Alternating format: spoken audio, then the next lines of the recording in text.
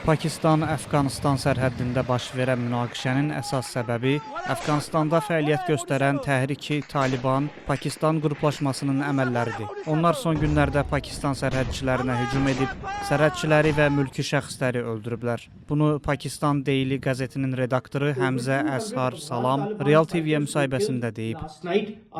O, Talibanın hücumları nəticəsində 23 nəfər itki verdiklərini bildirib. Əfqanistan təhrik olunmadığı halda Pakistan postlarına hücuma keçdikdən sonra Pakistan qisas tədbirləri görüb. 21 Əfqanistan postuna nəzarəti ələ keçirib. Əfqanistan Hindistanın dəstəyi ilə Pakistanı hədəfə almaları üçün müxtəlif terror qruplaşmalarının yuvasına çevrilib, deyə Salam vurğulayıb. İki ölkə arasında ötən gecə də atışmalar olub. Pakistan ordusu qisas tədbiri zamanı Talibanın 200-dən çox silahlısını zərərsizləşdirdiklərini bildirib.